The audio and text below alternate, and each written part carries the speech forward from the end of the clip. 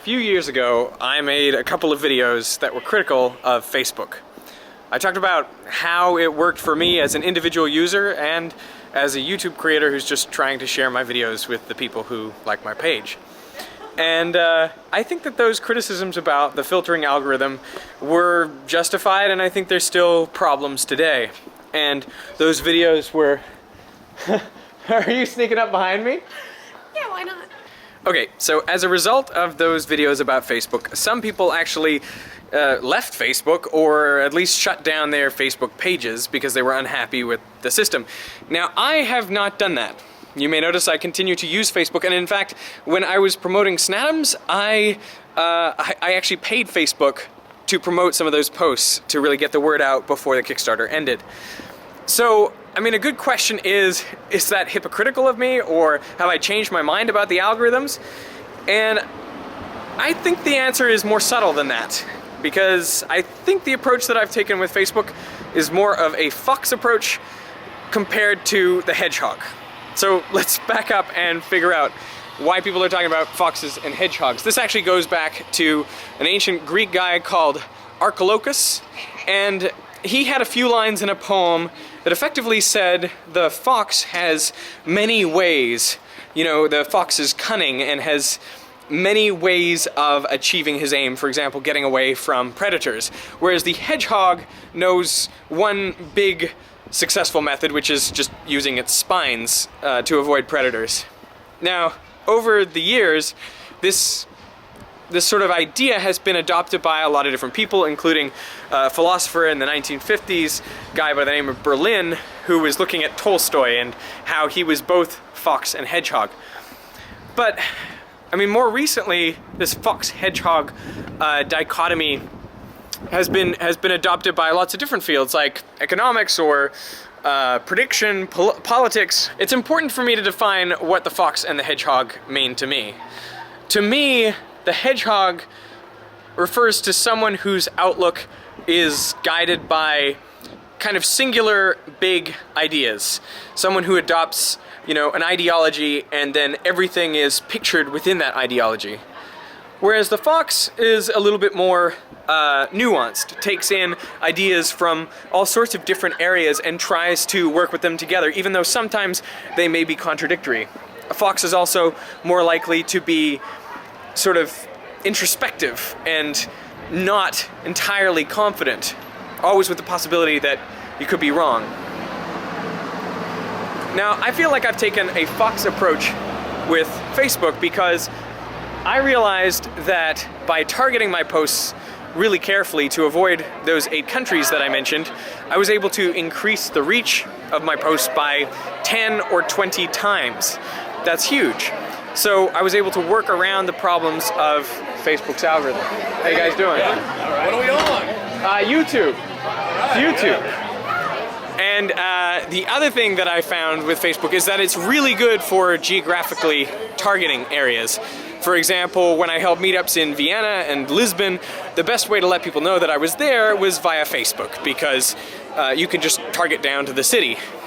So there are particular things that Facebook is really good at.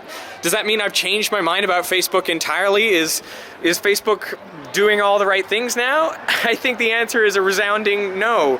What they're doing with video is awful because there is no real good way of stopping people from freebooting. Just this week, my World's Roundest Object video was freebooted there, and there is very little I can do to meaningfully prevent that. And so, obviously there are still some major flaws with Facebook, and I still think the algorithm is warped. You know, I get messages from Facebook that say, hey, that post you made is getting more engagement than 95% of your other posts. Why don't you pay to promote that post? And my point is, this is exactly the problem, because what Facebook knows is that people want to see that post. And they also know that I want people to see that post.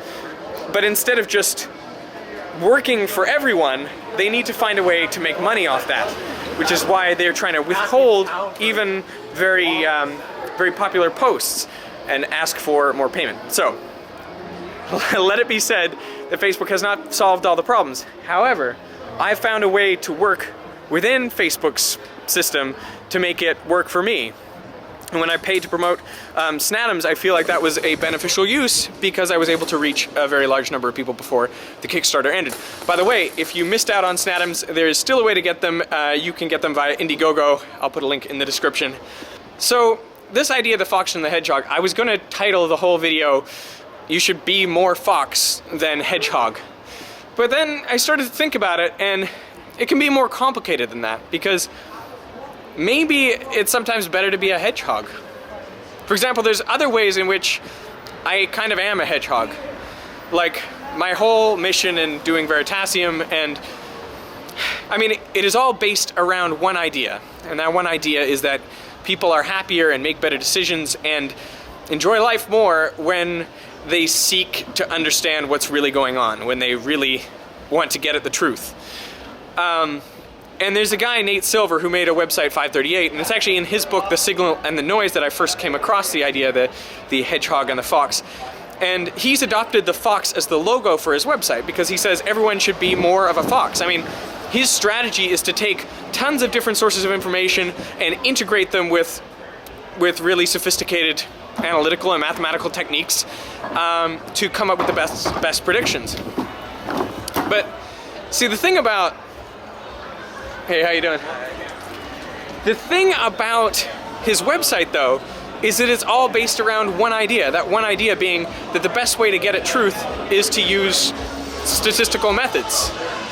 And so I think that's really interesting, that approaches that can attempt to be really fox-like are actually hedgehoggy at the end of the day. And maybe it's impossible to really separate the hedgehog from the fox. Maybe it obviously is a false dichotomy, but I think it can be useful to think about how you approach things. For example, how you approach criticism.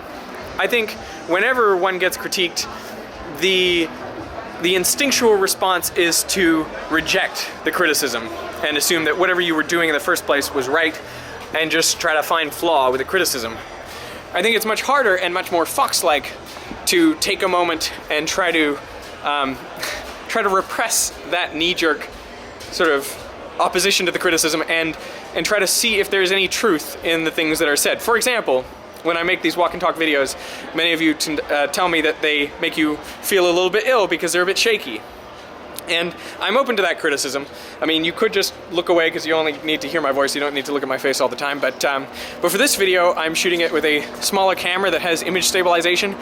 And I'm hoping that that makes this a less shaky and more enjoyable experience for you. So, should you be fox or hedgehog? My personal bent is that if you are more of a fox, you have a greater willingness to look at conflicting points of view and to consider things that are contradictory. And there was a study by a guy named Tetlock who found that political commentators who were less aligned to one political viewpoint or another ended up being more correct more often in their viewpoints, in their predictions for the future, than those who were wedded to a particular political ideology. So I would suggest that if you can embrace multiple different viewpoints and think about integrating those in a thoughtful way, I think you'll be best off, and I think you will have the most success in understanding the world and making the right conclusions and predictions about the future. But ultimately, I guess we all have a deep fundamental viewpoint, and for me, it's this idea that, you know, when your focus is getting to the bottom of the things, that's when you'll be happiest, and